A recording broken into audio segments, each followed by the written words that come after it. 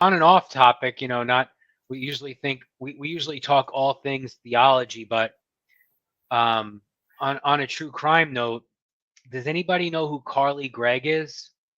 Do you see my screen there? You see this girl here? See that? Yeah, I see her. That girl's 15 years old, and about a year ago, she's got Ring camera videos in her house. And I've never seen anything like this in my life, man. This girl is 14 at the time. She's 15 in that video. She just got life in prison today. Took the jury like an hour and a half or something to deliberate. You see her go into a room, and she walks out of this back room, right? Her dogs are walking around, they're milling around in the kitchen. You see her walk across a hallway with her hands behind her back. And she's moving real swiftly across the screen. You see her going with something behind her back. And then you hear boom, a scream, and you hear boom, boom, and then complete silence. And then she comes out and sits on a kitchen stool and is texting on her phone. And what she was texting is her friend to come over, hey, you want to see a dead body? And it was her mom that she killed. And then she lied in wait. And when her father came home, her stepfather, she shot him and missed him, and he lived. Oh wow, he survived it, huh? Yeah, she missed him. She told her friend, I shot my mother 3 times and I have 3 left in the revolver for my dad. And somehow they tried to get her off, but it did not work. They tried to claim mental illness, but she tried to hide evidence. Like I said, she put the gun behind her back. Do you know that the sound was so clear on her video system, that the audio was so clear that when she sat down on the kitchen stool, you can hear the gun. She still had the gun behind her back, and she managed to keep it hidden from view. And you could hear it hit the wooden stool, like the top of it. She just like put it down, and then she's texting on her phone. Straight psycho face, man. Like it was like nothing to her. Like when she was in Yeah. court, she was bawling her eyes out and stuff when she saw her stepdad. Sorry about that. Just it just blew me away. Like it all kind of pertains to like how we view life too. Like does a person have the ability to decide to really do that? Like, do you think that you would have ever had it in you? And I'm not saying she's not guilty of this crime. I personally think she should get 45 years in prison. She's 15. I think she should have a parole date when she's 60. A parole Yeah. hearing. Yeah, that doesn't mean she gets out. 45 to life means you get a shot at release in 45 years. Doesn't guarantee your release. No, I know what you mean. Could you decide to do that? Like, in other words, can you just use your free will right now? Demonstrate free will to us right now. Grab a gun, walk in the other room, blow away your loved ones. It's like it.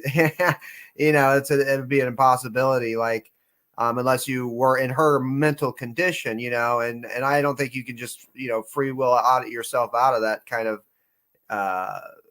condition. It's crazy because when you watch these shows, and I've watched a lot of times the lawyers and start trying to say, oh, they have mental illness and stuff, and it's because they don't have this worldview that people are wicked and evil, and they willingly want to do wicked and evil things, from their own desires and stuff.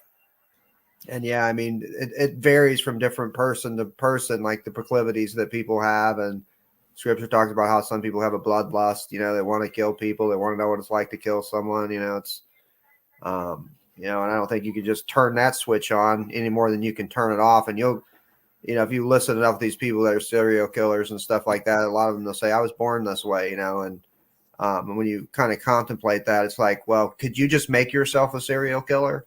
If you answer yes to that, that's just because you're already that mindset. You're already someone that's a psychopath that has this bloodlust, and you can just easily do stuff that the mass majority of people just can't make themselves do, and so it's just the way it is. Either like chocolate ice cream or strawberry more, or you don't like pistachio. It's not like you don't have a lot of choice over these things. It's just the way things are. I hate nuts and ice cream. I can't wake up tomorrow and decide I like Rocky Road with the nuts in it. I have to take the nuts out, and then I like Rocky Road. I can't decide that. But really quick, it says Gregg nods to Judge. after jury decides teen should spend life behind. I think she got mandatory life. I think she got life without parole. That's crazy. She got tried as an adult. Yeah. And I was just going to say real quick, Andre, back off his point real quick, and then I want you to jump in there. Yeah. But yeah, here's why we're saying like ice cream and different things like that. We're not making light of what people do, but I can give you all kinds of clips of serial killers telling you that they like to hurt people and they like to do bad things and they enjoy it and they get satisfaction off it and stuff like that. And that's what we're saying. You can't just make yourself enjoy. I remember when I was a young kid, you know how young kids will,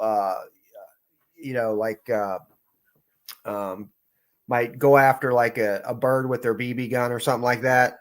Well, when I was a little kid, I was probably like 10. I saw a bird in a tree and I swung a stick at the bird and it fell down and I killed it, and I was shocked and I remember starting crying and everything. And I felt so horrible about what I did, like I did have immediate feelings. And if I think about it, I still feel terrible about it. Like, and I thought, well, why did it move? But then I thought, well, why the heck did I swing the stick at it in the first place? And, it's once I experienced that, I felt horrible about it and I didn't enjoy it at all. But then later in life, I saw some friends that were shooting birds with BB guns and they were having a great time, and I ended up leaving, because it was bothering me, my conscience and what they were doing, it was like, it's just the way it is. You can't like to do things you don't like. You either like it or you don't. Wicked people like to do wicked things, and it can vary in different degrees from person to person. So anyway, sorry about that, Andres. Let me get in there. No, you're fine. So I got two really. So I got a sad example, and a very telling example, and a really funny one. So let me start with the sad one. I remember hearing about this case where a loving husband went to his mother and father-in-law's house, and they were on good terms and everything. Like there was nothing wrong between them. But he went to their house in the middle of the night and killed them. Come to find out that after investigating what exactly happened, they found out that he had a sleepwalking condition, and in that state he committed the crime, and there was evidence about this. Do you think that guy chose to do that? Obviously not. Like, he was sleepwalking. It's not like he's actively searching to kill someone he's on good terms with. It was just like a freak thing that happened, and people turn around thinking that, everything that we do is a choice. Well, clearly there's an example that isn't the case. Now, here's the funnier example. I don't know if you guys know the character, the Booty Warrior. I came looking for booty. So this guy, Fleece Johnson, he's a notorious prisoner who was known to be violent and stuff like that. And one thing is he got interviewed for a documentary, and his saying is like, "Oh, booty's more important than water," to me. And he sexually assaults other guys. Now he got out, and surprisingly got married, but he was interviewed a little while after, and he was asked the question, do you prefer women or do you prefer what you had in prison? And he said, I still prefer the other thing. Do you think? I don't think that's a choice to have that type of preference. I mean, you literally have a wife now, so why would you have that preference for that? So that's the funnier side to it. But like you see the dichotomy where it's like people don't really have a choice about what they prefer or what they do truly, because those aspects of choice go out the window given these examples. Yeah, and your choice is limited to your surroundings. Right. You know what I mean? Like God set the habitations and the seasons and the times that we would live in. So yes, God determined that. That's what determinism is. Like people look at it like, God's literally controlling your every move. But I don't see it that way. It's just, the scripture does speak to that when it says every decision is of the Lord. But I don't feel like God has to like literally control like your body movements and stuff. Like the way they paint it, they just paint it ugly.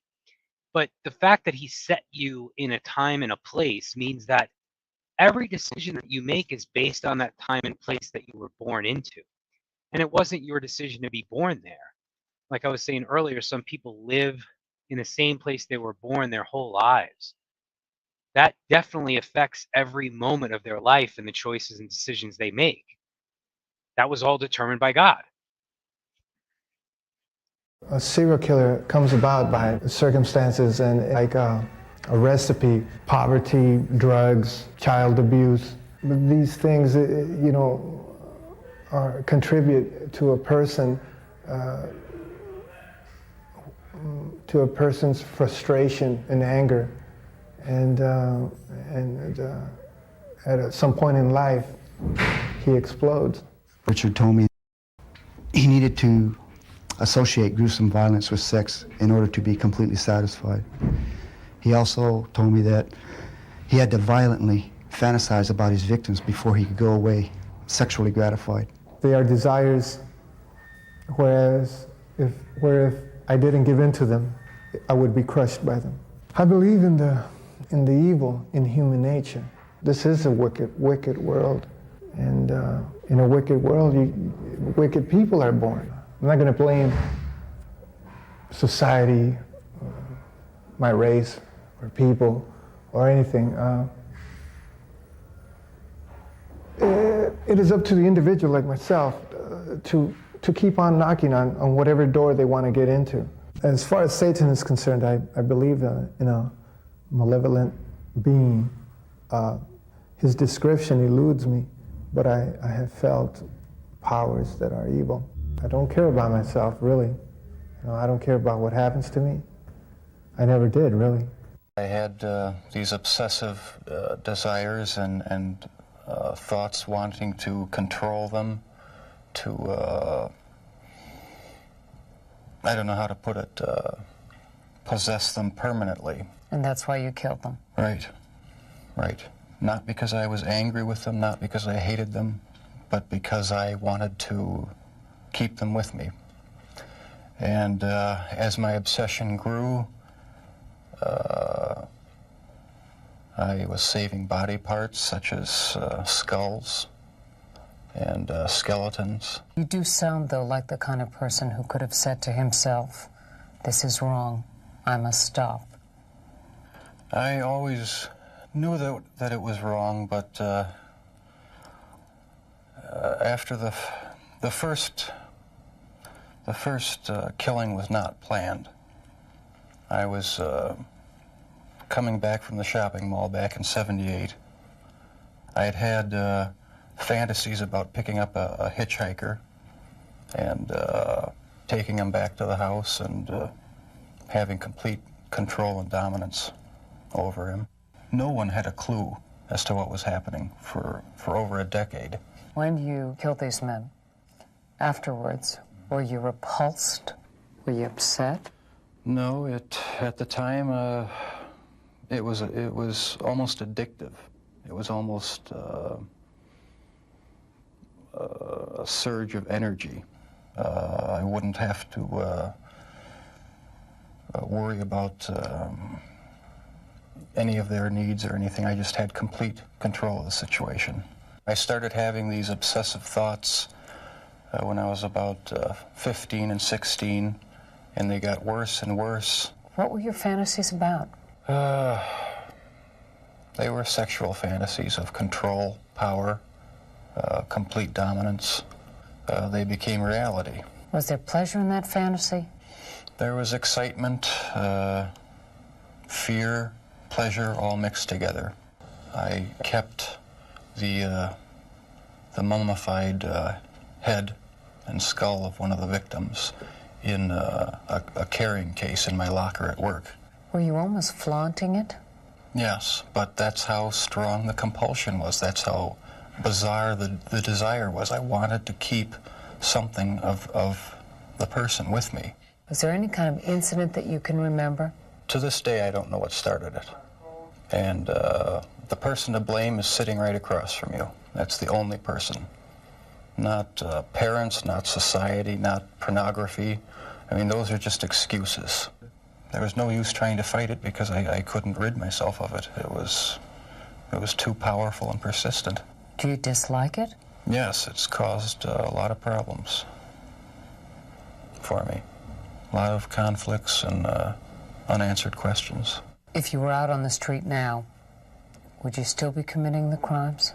Probably. If this hadn't happened, there's no doubt I probably would be. I can't think of anything that would have stopped me.